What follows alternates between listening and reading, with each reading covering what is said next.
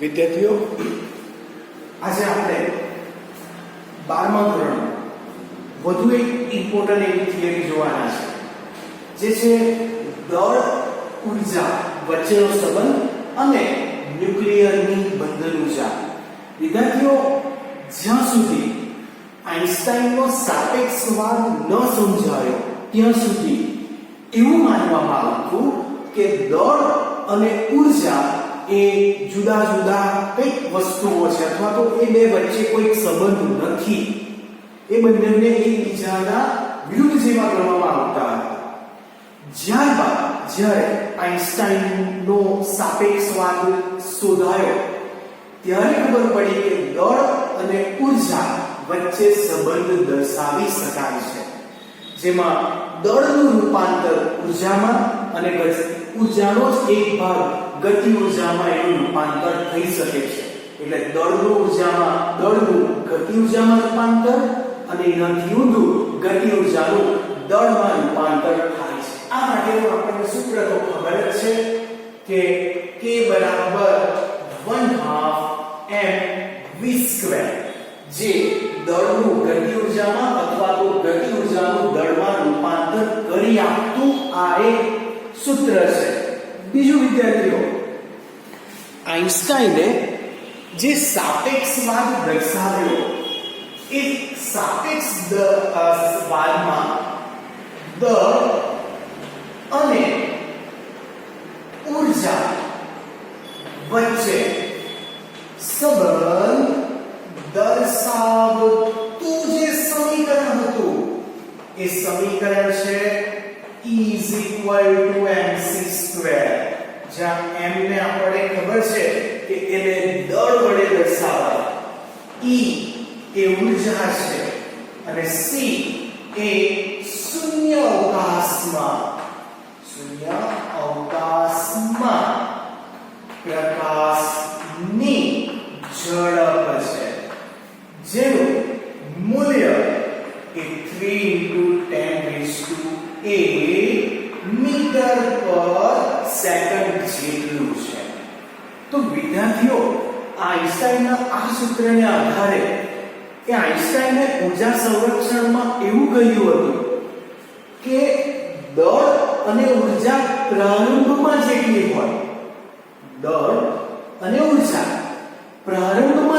હોય, પ્રક્રિયાની પ્રારંભમાં, તો પ્રક્રિયાની અંતમાં પણ દળ અને ઉર્જા એ એટલી જ હોવી જોઈએ.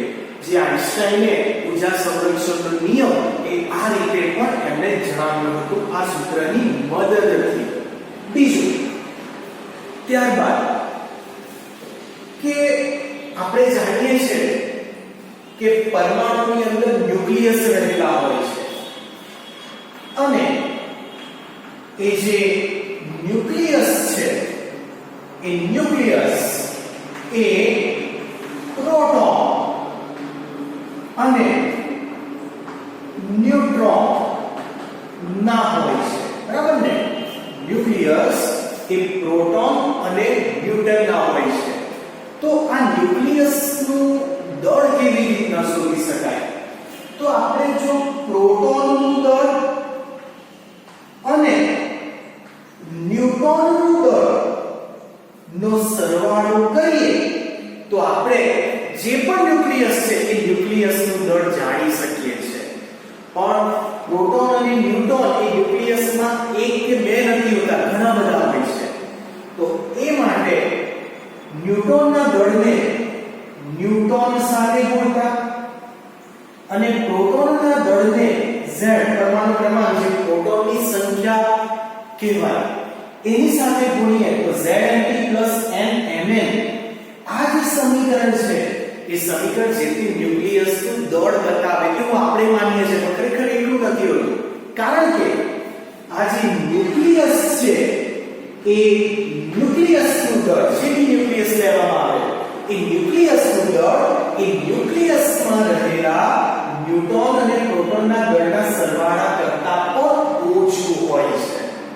તો આ ન્યુક્લિયસના ન્યુટ્રોન અને પ્રોટોનના આધારે મેળવેલું દળ અને ન્યુક્લિયસનું જે દળ છે એ દળની બાદબાકી કરીએ તો એ બાદબાકી ને ડેલ્ટા m વડે દર્શાવાય, જેનું નામ છે દળ ક્ષતિ.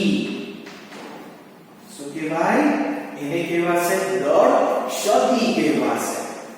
તો જ્યારે આ દળને એટલે કે દળ ક્ષતિને m ની જગ્યાએ અહીંયા મળ્યું ડેલ્ટા m ને c² વડે ગુણી નાખીએ તો એ આપણને બંધન ઊર્જા આપે છે.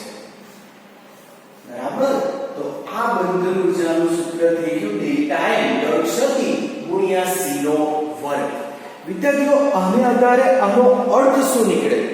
તો આનો અર્થ એવો નીકળે કે જો m દળના ન્યુક્લિયસમાંથી z પ્રોટોન અને n ન્યુટ્રોન છૂટા પાડતા હોઈએ તો એ પાડવા માટે આપણને ડેલ્ટા m c² જેટલી ઊર્જાની જરૂર પડે. સમજો, ફરીથી આખો પોર્શન. આ એક પરમાણુ છે. પરમાણુમાં રહેલો આ ન્યુક્લિયસ છે. તો એ જે ન્યુક્લિયસ છે તેમાં ન્યુટ્રોન બી હોય અને પ્રોટોન એટલે n અને z બંને હશે.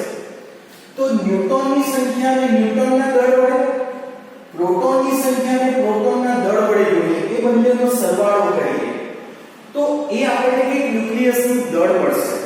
જેમાંથી ખરેખર ન્યુક્લિયસના દળની બાદબાકી કરીએ તો આપણને દળ ક્ષતિ મળે. તો જો દળ ક્ષતિને c² વડે ગુણીએ તો આપણને શું મળે? તો Eb એટલે કે એ આપણને મળે છે બંધન ઊર્જા. વિદ્યાર્થીઓ, બંધન ઊર્જા પરથી તમને શબ્દ પરથી યાદ આવ્યું હશે કે બંધન ઊર્જા એટલે શું? તો એવી ઊર્જા કે આપણે 11મા ધોરણમાં જોયું કે પૃથ્વીની સપાટીથી આપણે કોઈ પદાર્થને એટલો દૂર મૂકી દેવાનો કે તે પાછો આવે છે, તો ત્યારે આપણી પડતી ઊર્જાને એમ તો આપણે ત્યાં નિષ્ક્રમણ ઊર્જા કહેતા હતા. બરાબર? તો એ ટાઈપની જે ઊર્જા છે એને અહીંયા બંધન ઊર્જા તરીકે લઈ શકાય. એટલે અહીંયા શું કે આ જે ન્યુક્લિયસ છે તો પેલામાં દૂર મોકલી આપતા હતા, જ્યારે આમાં ન્યુટ્રોન અને પ્રોટોનને ન્યુક્લિયસથી છૂટા પાડવાની ઊર્જા છે. નિષ્ક્રમણ ઊર્જા એટલે મોકલવાનો, પાછો આવે છે. જ્યારે આ શું છે? તો ન્યુક્લિયસમાં ન્યુટ્રોન અને પ્રોટોનને છૂટા પાડવા માટેની જરૂરી ઊર્જા ને કહેવાશે બંધન ઊર્જા. જો હું આ જે બંધન ઊર્જાને a વડે ભાગી દઉં એટલે કોણ? એટલે આપણે ખબર છે કે જેવી તત્વ છે તેને x z a વડે દર્શાવાય. z પરમાણુ ક્રમાંક અને a શું કહેવાય? પરમાણુ દળાંક કહેવાય. જો બંધન ઊર્જાને પરમાણુ દળાંક વડે ભાગીએ તો એને કહેવાશે Eb એટલે કે ન્યુક્લિયોન દીઠ બંધન ઊર્જા. બરાબર? તો આપણે આ આઈન્સ્ટાઈનના નિયમ ઉપરથી આપણે ન્યુક્લિયોન દીઠ બંધન ઊર્જા મેળવી શકીએ. હવે એ કેવી રીતના મેળવી શકીએ? ચાલો એના માટે આપણે પેલો એક ઓક્સિજનનો દાખલો છે એના ઉપરથી આપણે ગણતરી સમજીએ. જો વિદ્યાર્થીઓ, આ ન્યુક્લિયસની બંધન ઊર્જા છે તે બે રીતનાથી લીધું છે. તમને પૂછાઈ ગયેલી છે બોર્ડમાં. એક આલેખની રીત આવે જે આના પછીના વિડિયોમાં જોશું, ને બીજું યોગ્ય એવા ઉદાહરણ દ્વારા બંધન ઊર્જા સમજાવો. તો તેમાં આટલા સ્ટેપ તો આવે, પછી તમારે કોઈ બી તત્વ માટે આ ફરીથી ગણતરી કરીને એને સમજાવવાનું આવે. તો આ બંને થિયરી 2 માર્ક્સના બોર્ડમાં આવી જ ગઈ છે, જેમાંની આપણે અત્યારે યોગ્ય એવા ઉદાહરણ દ્વારા સમજાવીએ છીએ. તો અત્યારે આપણે ઓક્સિજન માટે સમજીએ. તો O 860. તો આના માટે આપણને ખબર x z વડે દર્શાવાય. તો z એટલે કે પ્રોટોન ની સંખ્યા એ અહીંયા કેટલી છે? તો એ છે. બીજું a એટલે કહેવાય ન્યુક્લિયોન અથવા તો ન્યૂટન અને પ્રોટોનની સંખ્યાનો સરવાળો એ કેટલો છે 16 તો n કેવી રીતના મળશે n એટલે ન્યુટ્રોન ની સંખ્યા તો એ કેવી રીતના મળે તો a ઓછા z એટલે 16 ઓછા 8 તો કેટલા રહેશે 8 તો 8 જેટલા ન્યૂટન છે તો આપણે પહેલા શોધવાનું છે દળ શક્તિ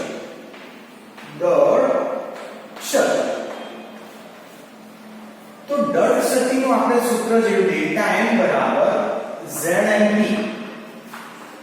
વત્તા n mn minus m સફિક્સમાં o એટલે ઓક્સિજન કારણ કે આપણે ઓક્સિજન માટે શોધતા છે તો z ની વેલ્યુ છે 8 ગુણ્યા mp ની વેલ્યુ વિદ્યાર્થીઓ mn અને mp ની વેલ્યુ મોટે ભાગે તો આપવામાં આવે છે દાખલામાં નહીં આપેલી તો તમારે યાદ તો રાખવી પડશે આની વેલ્યુ તો m of p પ્રોટોનનું દળ છે 1.00727 પ્લસ n ન્યુટ્રોનની સંખ્યા છે 8 ગુણ્યા ન્યુટ્રોનનું દળ છે 1.00866 minus m of o is 16.12744 am u જેટલું ગણી શકાય તો હવે આપણે અહીં આ જે બંધન દળ શક્તિ શોધવાની છે તો ક્રમશઃ એવો ગુણાકાર કરીએ તો 8 ગુણ્યા 1.00727 વત્તા 8 ગુણ્યા 1.00866 માઈનસ 16.12744 તો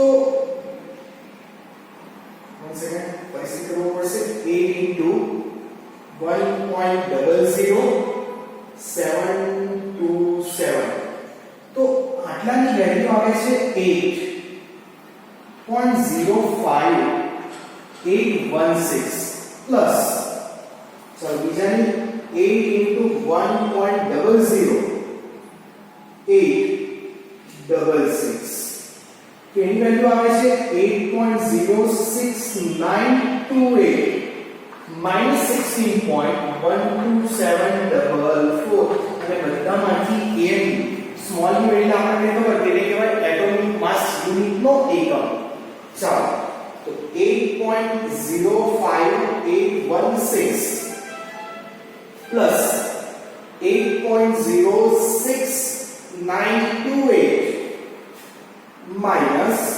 16.12744 1 second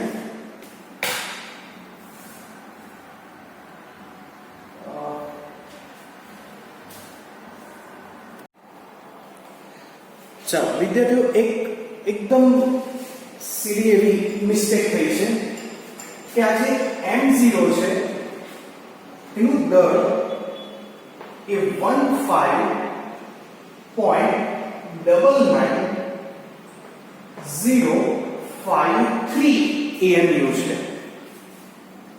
ચાલો એટલે જરા મારે અહીંયા વેલ્યુ એ ચેન્જ કરવી પડશે તો 15.9905 તો 15.99053 u તો આ બધાનો સરવાળો મેં પહેલાની બાદબાકી કરીશ તો મને વેલ્યુ 0.13691 AMU મળે છે હવે આ દળ શક્તિ મળી દળ શક્તિ ઉપરથી મારે જવું છે બંધન ઊર્જા ઉપર તો બંધન ઊર્જાને EB બરાબર ડેલ્ટા m * c² વડે દર્શાવે તો ડેલ્ટા m ની વેલ્યુ 13691 u into c². હવે આ જે u into c² છે એની વેલ્યુ એ યાદ રાખજો 931 મેગા ઇલેક્ટ્રોન વોલ્ટ જેટલી છે. કેટલી છે? 931, એપ્રોક્સી 931. તો જે આન્સર આવ્યો એને 931 વડે મલ્ટીપ્લાય કરો તો મને બંધન ઊર્જા એ 127.46 MeV જેટલી મળશે. અને મારે ન્યુક્લિયોન દીઠ જો બંધન ઊર્જા શોધવી હોય એટલે કે EA એટલે કે EB ના છેદમાં 127.46 MeV ના છેદમાં A એની વેલ્યુ છે 16 MeV ના છેદમાં ન્યુક્લિયોન. તો જવાબ કેટલો આવશે? જે આન્સર આવ્યો 1/16. તો જવાબ આવે છે 7.966 MeV પર ન્યુક્લિયોન. બરાબર. તો વિદ્યાર્થીઓ આ રીતે આપણે દળ ઊર્જા અને ન્યુક્લિયરની બંધન ઊર્જા વચ્ચેનો સંબંધ તારવી શકીએ. પરિસ્થિતિ જોઈએ કે આઈન્સ્ટાઈને દળ અને ઊર્જા વચ્ચેનો સંબંધ એ E બરાબર mc² પરથી આપ્યો છે. જે દળનું ઊર્જામાં અને ઊર્જાનું દળમાં રૂપાંતર કરી આપતું સમીકરણ છે. જો તમે દળને ઊર્જાનું એક સ્વરૂપ ગતિ ઊર્જામાં રૂપાંતર કરી જવા માંગતા હોય તો તેનું સૂત્ર છે K બરાબર 1/2 mv². અને અણુ ઊર્જાનું દળમાં પણ રૂપાંતર આ સૂત્રથી કરી આપે છે. કારણ કે ગતિ ઊર્જા એ ઊર્જાનું એક સ્વરૂપ છે. તો આને આધારે આઈન્સ્ટાઈને એવું કહ્યું કે પ્રારંભમાં દળ અને ઊર્જા જેટલી હોય તો અંતમાં પણ પ્રક્રિયાના અંતમાં પણ દળ અને ઊર્જા એટલી જ હોવી જોઈએ. જે ઊર્જા સંરક્ષણનો નિયમ આઈન્સ્ટાઈનના મત પ્રમાણે છે.